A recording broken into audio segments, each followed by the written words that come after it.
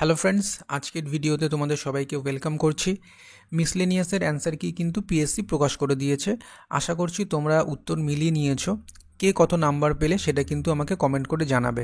Answer কি প্রকাশ হওয়ার পরই আমি আমার টেলিগ্রাম চ্যানেলে সেটা আপলোড করে দিয়েছিলাম। তোমরা যদি টেলিগ্রাম চ্যানেলে জয়েন না করে থাকো, নিচে ডিসক্রিপশন বক্সে লিঙ্ক থাকবে, তোমরা কিন্তু জয়েন হয়ে যেও। আজকের ভিডিওর বিষয়বস্তু হলো পিএসসি মিসলেনিয়াসের একটা এক্সপেক্টেড কাট অফ। অ্যান্সার কি প্রকাশ হওয়ার পর যে সমস্ত বড় চ্যানেলগুলো রয়েছে তারা কে কী কাট অফ মার্কস প্রেডিক্ট করলো সেগুলো আজকের ভিডিওতে তোমাদের ছোট্ট করে আমি জানিয়ে দেওয়ার চেষ্টা করব। সবার প্রথমে দেখো, কেরিয়ার প্লাস বলে যে চ্যানেলটা রয়েছে, বড় চ্যানেল, নাম করা চ্যানেল, আমিও ফলো করি, সেই চ্যানেলটা কত কী নাম্বার কাট অফ বলেছে। সেখানে কিন্তু ইউআরের কাট অফ বলা হয়েছে 118 থেকে 121, ইডাব্লিউএসের বলা হয়েছে 105। মানে তোমার নাম্বার যদি 105-এর বেশি হয় এবং তুমি ইডাব্লিউএস ক্যাটাগরি থেকে বিলং করো, অবশ্যই মেন্সের জন্য কিন্তু প্রিপারেশান নাও।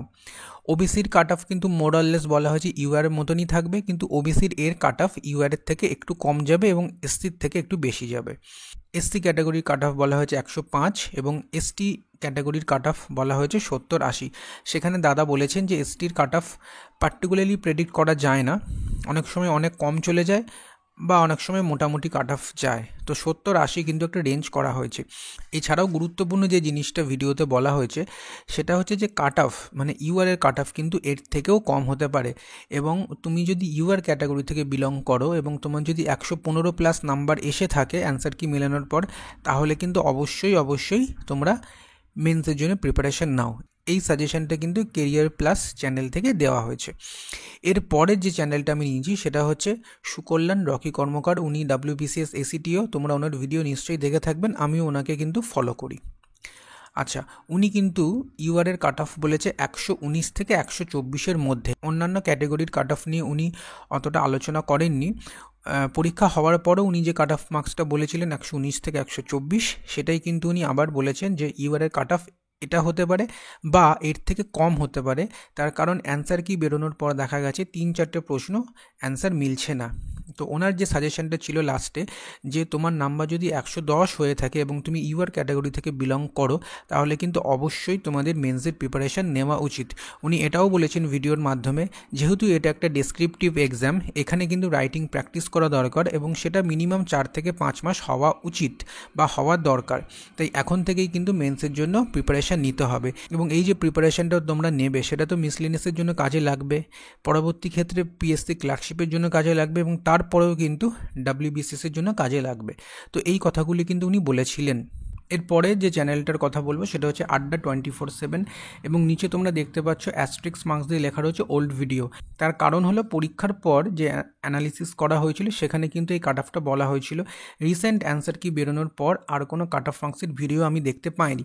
তো তখন যে কাট অফগুলো বলা হয়েছিল সেটা ইউআরদের ক্ষেত্রে হচ্ছে 120 থেকে 128-এর মধ্যে, ইডাব্লিউএসের জন্য কিছু বলা হয়নি। ওবিসির কাট অফ বলা হয়েছিল 119 থেকে 123-এর মধ্যে। এসসির কাট অফ উনি বলেছিলেন যে 116 ±5 এবং এসটি বলা হয়েছিল 105 ±5, 4 অথবা 3। এটা আড্ডা 24/7 কিন্তু এই এক্সপেক্টেড কাট অফটা বলেছিল after the PSC miscellaneous preliminary examination. এরপরে সপ্তর্ষি স্যারের আমি ভিডিওটা দেখলাম এবং সেখানে ওনার অ্যানালিসিস ভিডিও ছিল। একটা ইউটিউব চ্যানেল আছে অধ্যয়ন একাডেমি বলে, ওখানে উনি ভিডিওটা আপলোড করেছিলেন এবং সেখানে উনি সমস্ত প্রশ্নপত্রের অ্যানালিসিস করলেন, কোন প্রশ্নটা কঠিন হয়েছিল, কোনটা শক্ত হয়েছিল, সমস্ত কিছু বলার পর শেষে উনি বলেছেন যে যদি কোনো ক্যান্ডিডেট ইউআর ক্যাটাগরি থেকে হয় এবং সে যদি 65 থেকে 70-এর মধ্যে ঠিক নাম্বার করে আসে, মানে নাম্বার যদি সে 130 পায় ইউআর ক্যাটাগরি থেকে, তাহলে সে কিন্তু অবশ্যই প্রিলিমস ক্লিয়ার করবে এবং মেন্সে ডাক পাবে। তো এই 4টে চ্যানেলের ভিডিও আমি তোমাদের সামনে তুলে ধরলাম। এছাড়াও আমি ব্যক্তিগতভাবে আরও 5-6টা চ্যানেলের ভিডিও দেখেছি। মোটামুটি সমস্ত চ্যানেল থেকেই কিন্তু বলা হচ্ছে যে ইউআর ক্যাটাগরির কাট অফ 110 বা 115 এর বেশি হতে পারে। মানে মিনিমাম রেঞ্জ হয়েছে 110, যে এর বেশি হলে তোমরা প্রিপারেশান নাও। ম্যাক্সিমাম রেঞ্জ তোমরা যেটা দেখলে 130, সেটা কিন্তু সপ্তর্ষি স্যার বলেছেন। সেটা যদিও 2 মাস আগে উনি বলেছিলেন, তবে মিনিমাম রেঞ্জ যদি ধরো 110 আর ম্যাক্সিমাম হচ্ছে 130। আমি তোমাদের যে সাজেশানটা দেব, যে তোমাদের প্রিলিমসে যদি 110 আসে নাম্বার অ্যান্সার কি মেলানোর পর, তাহলে অবশ্যই তোমরা কিন্তু মেন্সের জন্য প্রিপারেশান নাও। সবাই কিন্তু যে যা নিজের ভিডিওতে বলেছেন যে তোমরা কিন্তু অবশ্যই করে মেন্সের প্রিপারেশান নেবে, এবং সেটাই হওয়া দরকার। তোমাদের মেন্সের প্রিপারেশান নেওয়া উচিত, কারণ রেজাল্ট বেরোনোর পর কাট অফ মার্কস কত যাবে সেটা অনেক কমে যেতে পারে, বা যেরকম আমরা আশা করছি সেরকমও হতে পারে। তো অবশ্যই তোমরা কিন্তু মেন্সের প্রিপারেশান নাও, এতে কোনো ক্ষতি নেই, বরঞ্চ পরবর্তী পরীক্ষার ক্ষেত্রে কিন্তু তোমাদের কাজে আসবে। তো ছোট্ট কয়েকটি ইনফরমেশন শর্ট করে তোমাদেরকে আমি বললাম আজকের ভিডিওতে, এইটুকুই।